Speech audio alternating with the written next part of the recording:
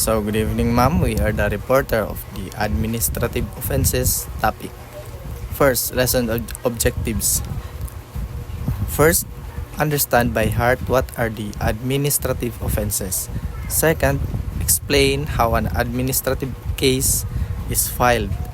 Third, explain how an administrative offense is committed. So, let us define first the administrative offenses. The illegality of an administrative offense consists of a person's committing an action that is prohibited by law or failing to do what is prescribed by law and doing so intentionally or through negligence. So, ang administrative offense is violation siya sa mga rules or regulations, mga mali sa mga employee, and dili siya considered criminal pero still legal consequences. Kaning mga offense is usually mo handle ani is ang government agencies lang rather than criminal courts. Next is offense punishable. The following are the offenses for which a member of the PNP may be charged administratively. First, neglect of duty refers to the failure or refusal of a person to perform the responsibility and task required by their position. So, neglect of duty is example ani is ang kanang law enforcer, butanto law enforcer siya, highway patrol group na siya dapat mo lista sa mga violation nga butang to mga traffic violation nya tungod sa iyang failure sa iyang tungod sa iyang pagka negligence. Example, cellphone na siya, wala siya gatrabaho na nakalabay nga wala ga helmet, dagan kay mga violations niya wala niya na wala niya na tikitan kay lagi ga cellphone na siya na. So bali ang neglect of duty is mura siya og negligence, murag pabaya siya kay nasya lang gibuhat. Next, irregularity in the performance of duty is the improper performance of some act which may lawfully be done. Ang irregularity in the performance of duty is example is kanang law enforcer nga highway patrol group gyapon like na siya nakitaan nga dagan na kay violation, wala helmet na pero gipasagdan na gyapon niya, wala ni tikiti or wala niya nag violation, iya ra gipasagdan. So mo nang irregularity in the performance of duty. Next is the malfeasance, is a legal term that is refer to intentional or wrongdoing or illegal conduct by someone in a position of authority or trust.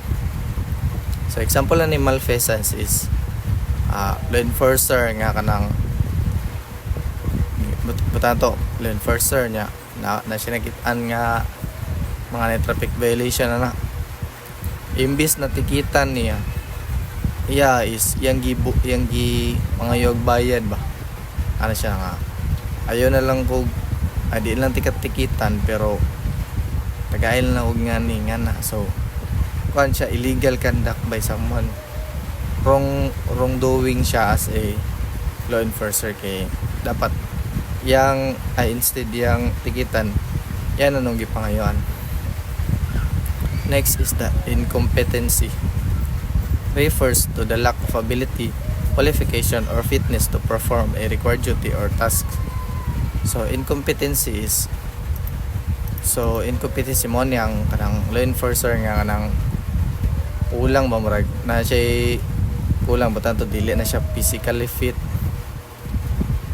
tas dili na siya kuan kanang di na siya qualified sa yang kuan tungod sa yung problema ba na ron sa. So example lang is physical fitness good kay as a law enforcer naman gid na kuan na ginukura na so ni mo pagdakop ng mudagan og dili ka kagukod. So dapat as a law enforcer dapat imo gid ng physical fit diya. Next is oppression. Oppression is the unjust or cruel exercise of power or authority over others, often resulting in unfair treatment, hardship, or denial of rights. So as a law enforcer na magyud kay power no to arrest ana sa mga nay crime mabuhat ana.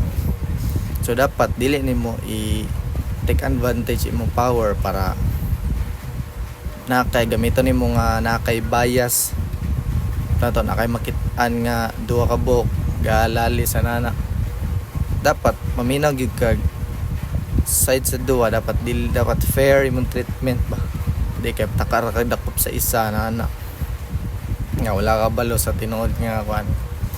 Next is dishonesty. So masabtan naman na dishonesty, dapat honest jud ka and dapat na naka-integrity as a law enforcer no. Next is disloyalty to the government, consists of abandonment or renunciation of one's loyalty to the government of the Philippines, or advocating the overthrow of the government. So disloyalty is sa example ni is kanang moapil ka o mga kaliwa nga grupo balik kuan NPA ana or mga saban mga terrorism. As a law enforcer dapat loyal gyud ka sa imong government no, kay nag-oath biya ka na nga imong kaugaling imong life imong ihatag nimo gyud sa kuan sa country. Next is violation of law.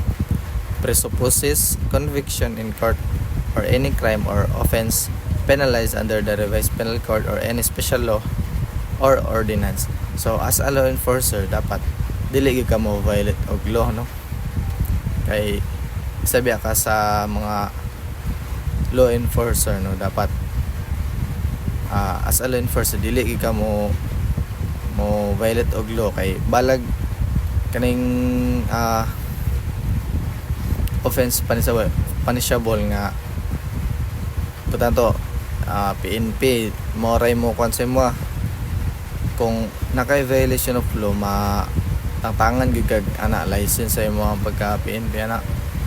And example, law enforcer ka nya makapatay kag tawo, wala man homicide naman ano nya, kailangan ka na kay kaso na, so matangtang gyud ka sa kuan na, matangtang ka muna sa imong service kay undergo pa man imong kuan imong kaso no.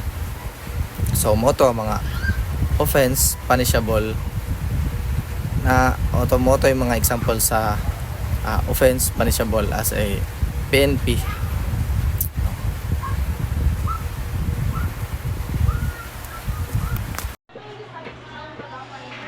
So what are the classification of offense?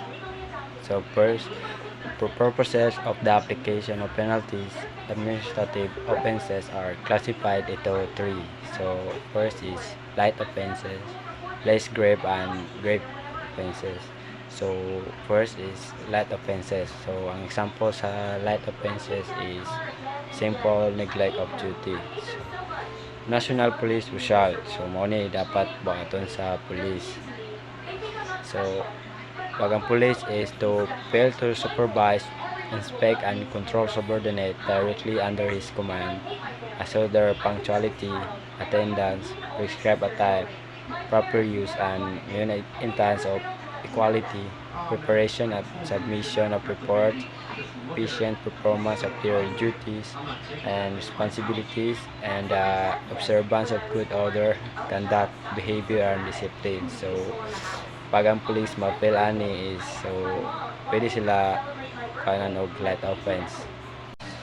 Second is fail to take corrective action by way of warning, advice, or admonition or suggestion to subordinate or to report such conduct. When such subordinate is committing or has already committed a dereliction, irregularity, or violation of department rules and regulation, fail to order cause the investigation of subordinate, reported to him as absent without leave. Third is fail to coordinate or cooperate with other law enforcement agencies and their personnel. Kaupat is absent oneself from office without having filed the necessary application for leave, either prior to the enjoyment of the leave or immediate thereafter. Fail or refuse to give his name and badge number when properly requested.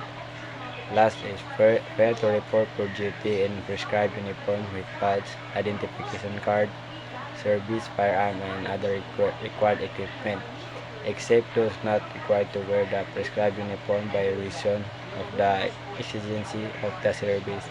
So example sa dili na required mag-uniform is like kanang mga intelligent and other other other law enforcement like NBI, mga investigator. Let's continue to our discussion according to Basmala. Classification of offense, light offense, or ang light offense is mao ni ang mga tao na kung ilahang makommitted is pwede silang makasuhan or pwede silang ma-dismiss sa ilahang trabaho.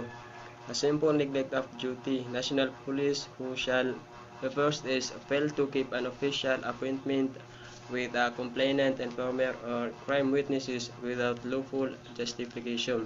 Next is fail to submit a written report to his commanding officers immediately or within a reasonable time after accidental firing of his firearm, time and circumstance would permit.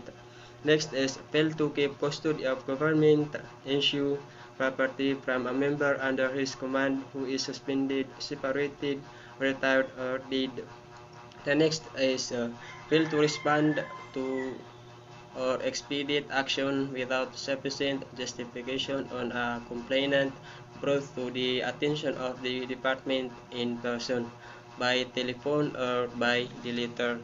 Next is fail to conduct within a reasonable period proper, thorough, and complete investigation when assigned to do so. The next is to fail to search for, collect, preserve, and identify evidence in any arrest or investigation conduct by him. All this is pwedeng kung ma-committed ang isang tao is pwede silang ma-dismiss sa ilahang trabaho. Mostly is to our PNP organization.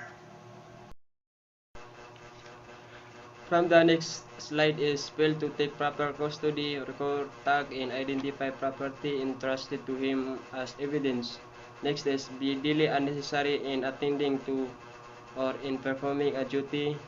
Next is appear as testify in court, prosecutors, office, plebe, RAB, in NAB, or in either quasi-judicial body while not in proper uniform, except those duly exempted therefrom.